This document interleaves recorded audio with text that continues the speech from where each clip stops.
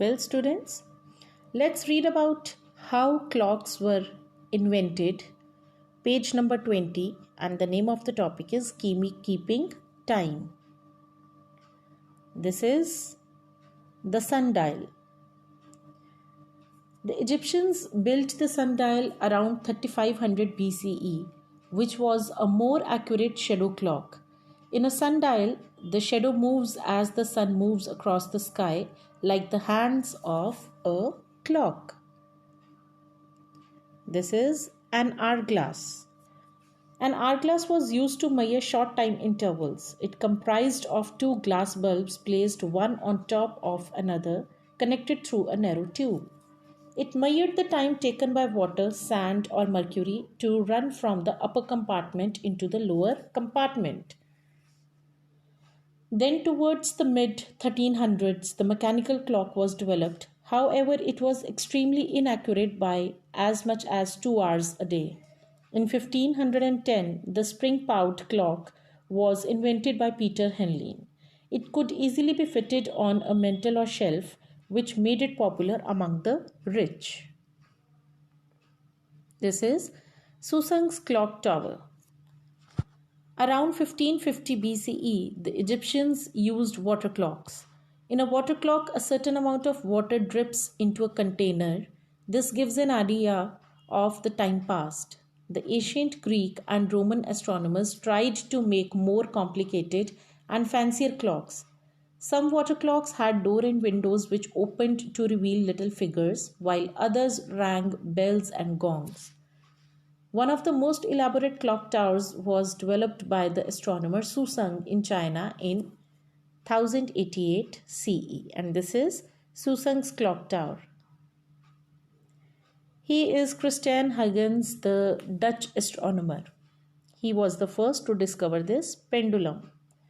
The major scientific breakthroughs that led to the development of accurate clocks occurred in 1583, when Galileo demonstrated that successive beats of a pendulum always take place in the same length of time, irrespective of the distance through which the pendulum swings. 70 years later, Dutch astronomer Christiaan Huygens, he is the person, Christiaan Huygens, designed the first pendulum clock. By 1675, a minute hand was added to the hour hand, and later the pendulum clock had a second hand. Domestic electric clocks became hugely popular by the time. The quartz clock, this is quartz clock. The quartz clock was invented in 1920. Inside a quartz clock, there is a tiny crystal of quartz which control the speed of the clock and make it run accurately. Some electrical clocks have a digital display when the hours, minutes, and seconds are shown as numbers.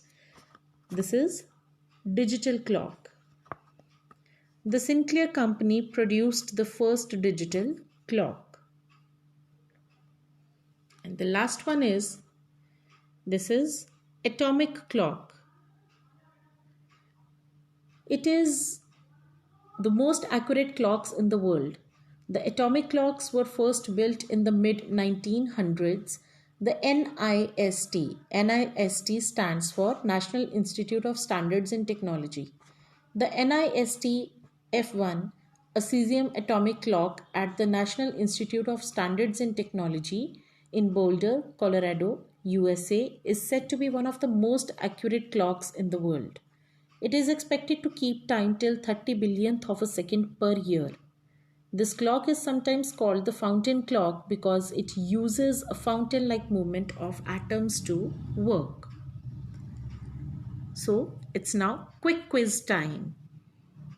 The first question is, largest sundial in the world. This is the largest sundial in the world, and it is in Jaipur. Next question, find large clock with a bell called Big Ben, and it is in London. Where the Royal Observatory in England is located, and it is in Greenwich. Number of time zones in Russia. You can count. It's 11. So the answer is 11. Now let's learn about the world of virtual reality. It's on page number 44 and the name of the topic is the virtual world. Virtual reality is a computer program in which the user of a computer, game, or show does not just watch but is able to take part and interact with the program. Have you played, for example, computer games when you can fly a virtual plane? You can actually control the directions in which the plane will fly or land. You can ever experience when the plane passes through turbulence. When you start to fly the virtual plane, the monitor will show just what a real aeroplane's view screen would show when it begins to climb. Everything feels almost real. Virtual reality programs give you three important powers: to feel completely involved, to navigate, and to control. All this is to make the world created by the computer feel real enough. To generate this feeling, some programs would require you to wear headphones or 3D glasses or to use special controllers or foot pedals. Other tools that can be used are joysticks, tracking balls, motion tracking bodysuits, and treadmills. Virtual reality programs also created a world in which you can navigate or move realistically as in the real world.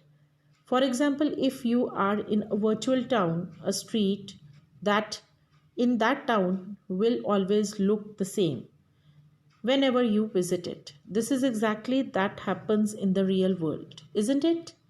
You can meet other computer generated people who will interact with you like real people.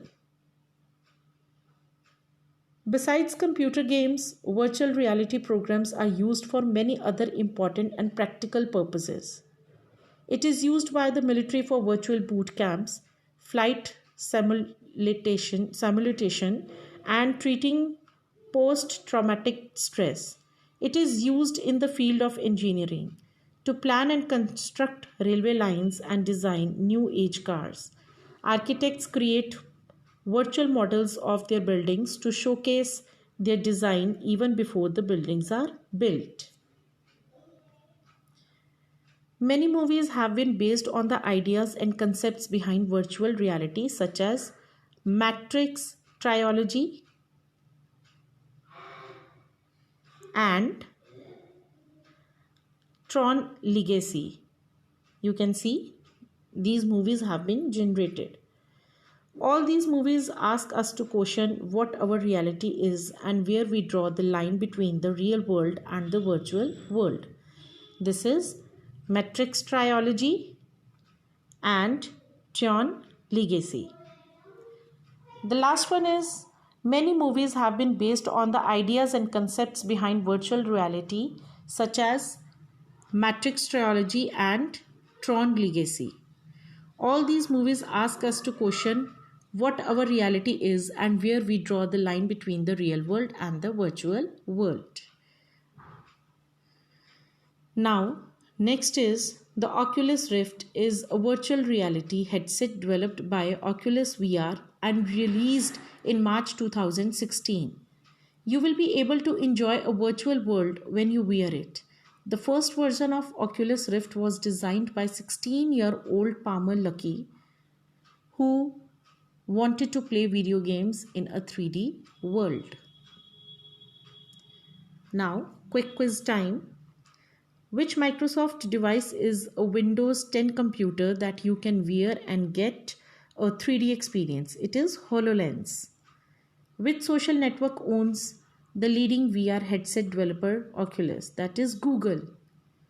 Which social network recently announced that it would be teaming up with Samsung to sell its virtual reality headsets around the world? It's Facebook. Which was the first Hollywood movie to depict virtual reality as the main element of the plot? It is Tron. So it's all